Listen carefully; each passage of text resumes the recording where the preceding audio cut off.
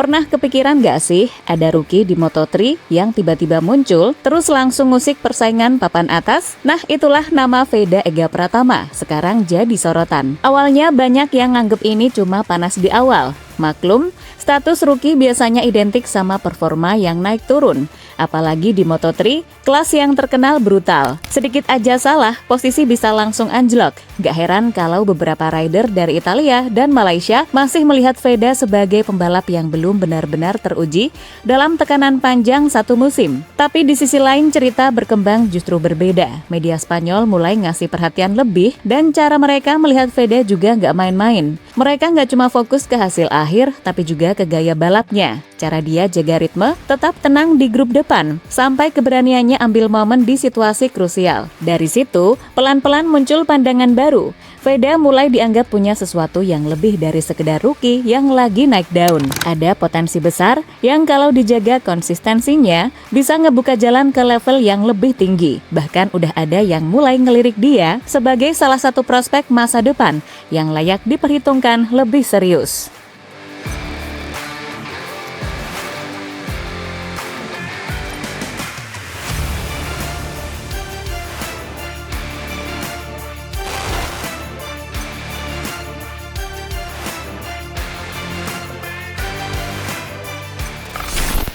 Menuju JR Spanyol, vibe-nya mulai beda. Nama Veda Ega Pratama balik lagi jadi bahan omongan di pedok, media, sampai fans Moto3. Banyak yang penasaran, ini anak bakal lanjut ngegas atau justru ketahan setelah kejadian di Amerika. Rasanya kayak semua lagi nunggu satu momen yang bisa nentuin arah ceritanya ke depan. Jerez de la Frontera, 24 April 2026 jadi titik yang menarik buat dibahas. Sirkuit ini bukan tempat asing buat Veda. Dia sudah beberapa kali ngerasain lintasan ini waktu tes pramusim. Jadi secara feel, harusnya dia sudah cukup nyatu. Tikungan-tikungan teknis di Jerez, flow antar sektor, sampai karakter grip aspalnya, semuanya sudah masuk ke memorinya. Tinggal gimana dia ngejalanin balapan dengan lebih matang. Setelah crash di Amerika, obrolan mulai kemana-mana. Ada yang mulai ragu, ada juga yang langsung ngejudge kalau ini bagian dari fase rookie yang belum stabil. Komentar-komentar seperti itu pelan-pelan muncul, terutama dari beberapa rider yang merasa lebih senior. Mereka lihat satu kesalahan itu sebagai celah buat ngerendahin level Veda.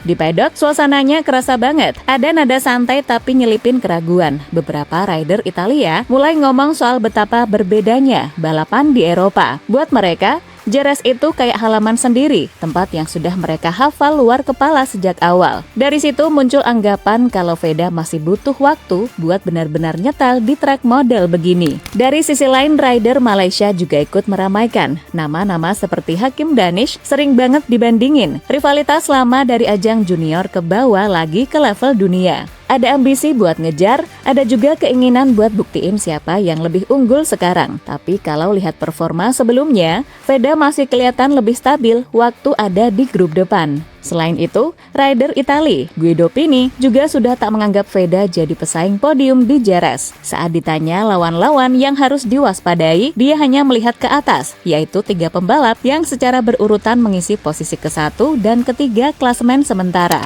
Sekarang kami lebih rileks dan menghadapi balapannya satu persatu. Hal terpenting adalah selalu menyelesaikan balapannya dan mencetak poin. Maximo Kiles, Alvaro Carpe, dan Valentin Perone. Kami mengenal satu sama lain dengan baik karena kami bersaing sebelum menembus Grand Prix, kata Pini dilansir dari gp1.com.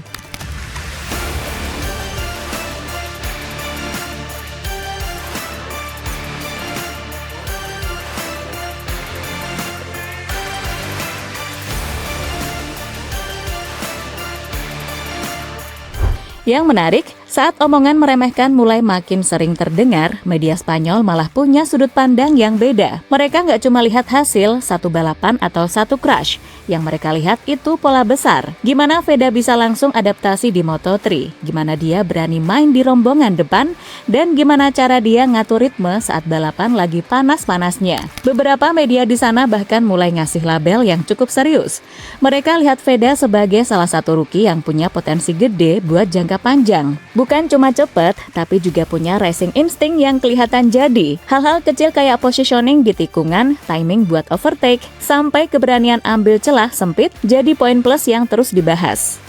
Jerez akhirnya jadi panggung yang pas banget buat ngebuktiin semuanya. Sirkuit ini terkenal teknis dan gak gampang ditaklukin. Panjangnya sekitar 4,4 km dengan kombinasi tikungan cepat dan lambat yang butuh fokus tinggi. Di sini pembalap dituntut rapi, konsisten, dan gak boleh banyak bikin kesalahan. Tim juga gak tinggal diam. Honda tim Asia datang dengan persiapan yang lebih serius. Setting motor disesuaikan khusus buat karakter Jerez, termasuk mapping mesin yang diharapkan bisa bantu akselerasi keluar tikungan. Semua detail kecil diperhatiin karena mereka tahu balapan ini bisa jadi turning point.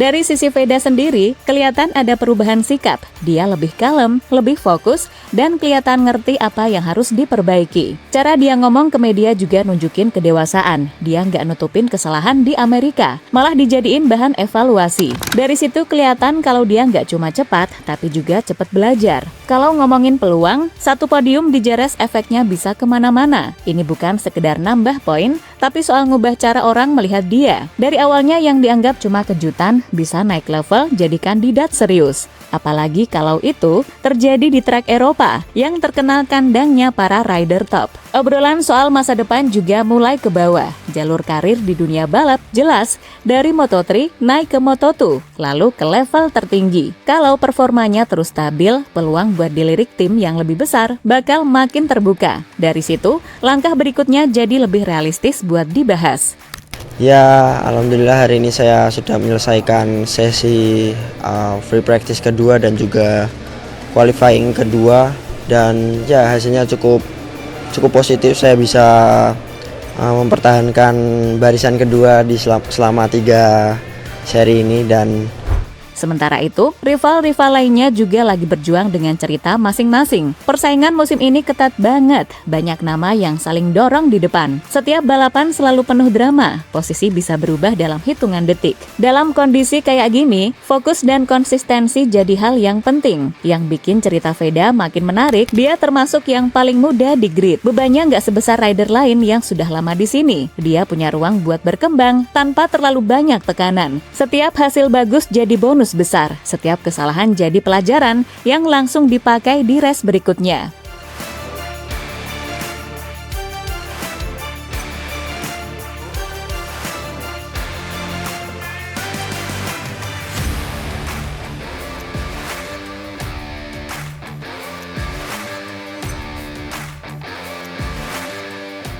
Pada intinya, Jerez nanti bakal jadi momen penting, bukan cuma soal siapa yang paling cepat, tapi siapa yang paling siap. Dari yang tadinya diremehin, bisa aja langsung berubah jadi ancaman serius. Semua tergantung apa yang dia tunjukin di lintasan. Saat race dimulai, semua omongan bakal hilang. Gak ada lagi soal siapa yang meremehkan atau siapa yang memuji. Yang ada cuma aksi di track, keputusan cepat, dan keberanian ambil resiko. Di situ, Veda punya kesempatan buat jawab semuanya dengan cara paling jelas. Dan kalau dia bisa berdiri di podium Jerez, ceritanya bakal naik level. Dari sekedar rookie yang bikin kejutan, jadi nama yang benar-benar masuk radar masa depan. Jerez sudah di depan mata, dan pelan-pelan dunia MotoGP mulai ngelirik ke arah yang sama.